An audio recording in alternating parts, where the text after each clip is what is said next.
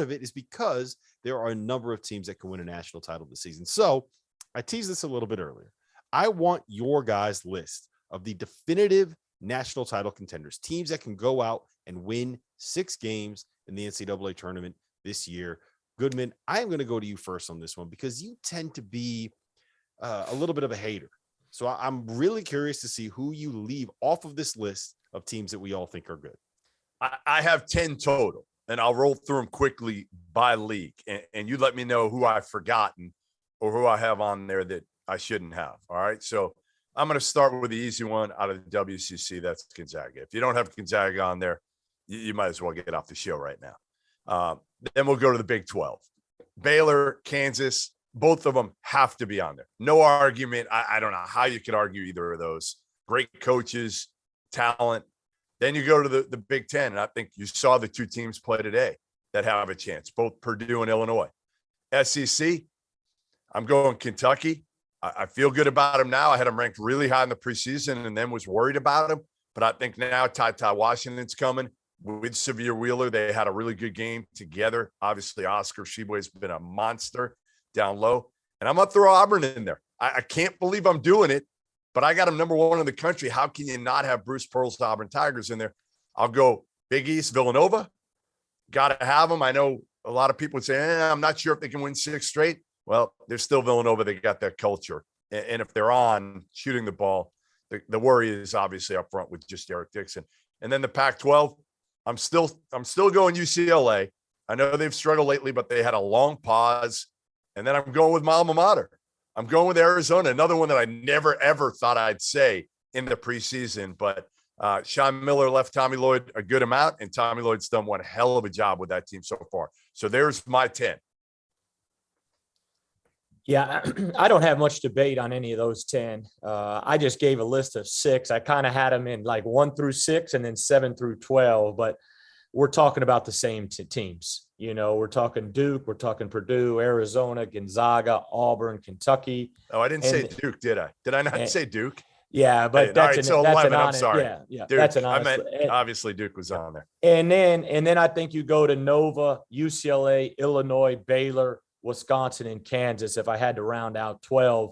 But when I just look at my top 6 today, if you're evaluating today, right now I had Duke, Purdue, Arizona, Gonzaga, Auburn, and Kentucky. But any of those 12 are very, very capable of cutting down the nets. So I kind of broke it down a little bit. I have the teams that I consider the favorites and the teams that I think can win it all. So it's almost kind of like who are the 1 seed lines, kind of 2 seed lines. That's the way I kind of think about it. So my favorites are, and I broke these down in order as well. Auburn, number 1, Duke, number 2, Gonzaga, number 3, Baylor, 4, and Arizona, 5. And then my second group is Kentucky, Kansas, Villanova, Purdue, and Illinois. The one team that I don't have on there that you guys do have on there is UCLA. And I entered the season. I had them in my preseason Final Four. I had them in my preseason title game. I had them winning the national championship in the preseason. I said that on the first show that we did. I've kind of gotten off of that bandwagon for a couple of reasons. One, I don't think I trust them defensively quite yet. And 2, I'm not sure Tiger Campbell is the guy I need him to be at the point guard spot. So for me, I've kind of gotten off of the UCLA bandwagon. Goodman, go ahead and tell me why I'm wrong. Well, I just think they had a big pause there. You know, I mean, I was there when they beat Villanova, the ultimate culture program at Pauley. They haven't had fans lately. Like Oregon beat them. That's not a home game. There's nobody in the stands. When I was at Pauley, that place was a major, major home court advantage. They had a lot of pub going. They had a lot of momentum. And I feel like they lost it with the pause and the fact that they now don't have fans. Like USC, it doesn't matter. Fans aren't showing anyway. But UCLA, when they're rolling, fans they're coming in and they're excited. Trust me, I saw it. So I don't think you should give up on UCLA just yet. And I'm not sure like the one thing is, here's my one question to both you guys. Again, you're betting your house on one team to win this whole thing. Are you betting on Auburn, Rob? You said they're your first team right now. Are you putting all your money, your house, with your wife looking on right now and saying, Rob, you're putting it on Auburn. They weren't even ranked before the season, Robert. What are you doing? We're going to lose our house. I first of all, this year I would not put my house on any team winning a national title. The team that I think is that's my pick, and we're going to get into this. Goodman's kind of ruining the rundown of the show. It's typical, guys, if you ever worked with him. But the team that I think is going to end up winning it all is Duke. At the end of the day, I'm going to bet on the team that has the 5 first-round picks in the starting lineup, that has a potential number 1 pick on the roster, that has another potential top 5 pick that is, oh, by the way, just starting to get into a rhythm after playing his first basketball in 2 years. Now, I'm worried about their point guard play. Again, we don't see a lot of that, Steve, but to me, it's kind of like Duke, Auburn, Gonzaga, and then you start looking at some of these other teams. Yeah, there's no surefire, bet. When you look at it, all 12 of these teams, and you could go further, because of the parity. You talked about the ACC. The West Coast Conference has a chance to have 4 teams possibly in the NCAA tournament, and so the parity, the tournament, it's great every year, but it's going to be great again. But Auburn, Duke, Purdue after today, man, how you gonna not bet your house on them? Because of their toughness, because of their ability to win on the road. That's what you really got to look when you get into the nuts and bolts of it. Who can really win tough games on the road? Purdue showed that today. All right, and Auburn showed that against Alabama.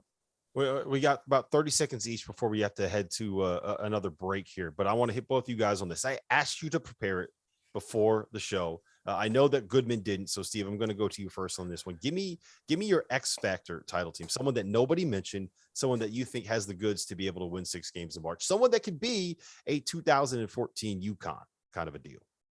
Yeah, I'm going to go Xavier, and that may sound crazy, but I've been around this fall. I've went to different practices. I've watched teams, their experience. They play in an incredible league. The depth of the Big East this year is incredible. And I know we got to go quick, so I'll cut it short. But Paul Scruggs, his toughness, his leadership, they've got some shooting with Nate Johnson.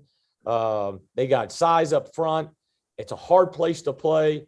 Obviously that's a regular season, but they got experience as you go into the postseason, and they got a toughness glue guy in Colby Jones. I love that call, Steve. I absolutely love it. You stole it from me. So I'm gonna so go. It's got to be good. It's got to be good, right? I think it's terrific. I really like that one. But I'm gonna go with one that you guys are gonna shake your head. Rob will at me.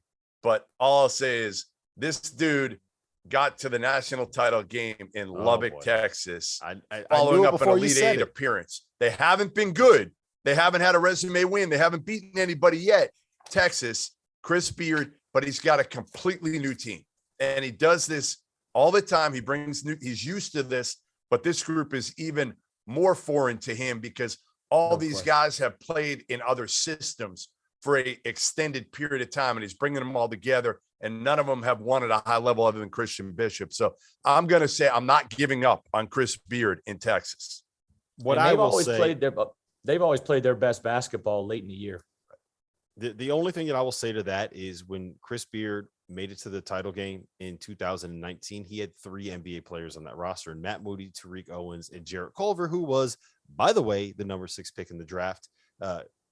I'm not going to put you on the spot and make you start naming the NBA players on that Texas roster, but let's just say that list is not going to end up being very long.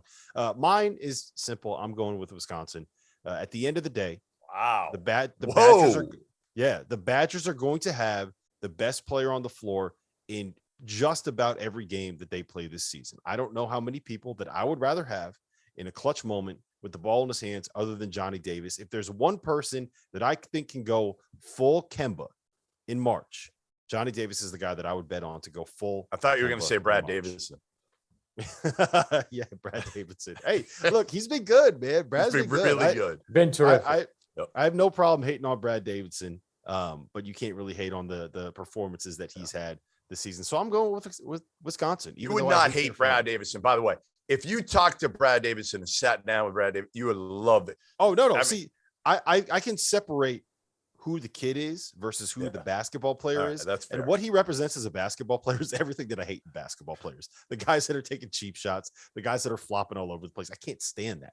but he makes big threes. He comes off of screens. The leadership, you could tell that there's a leadership that he provides in that. It's because he room. does I get it. everything that you don't. He actually makes threes. That's why you don't like him. Let's be honest. Here we go again. Every night, the same joke.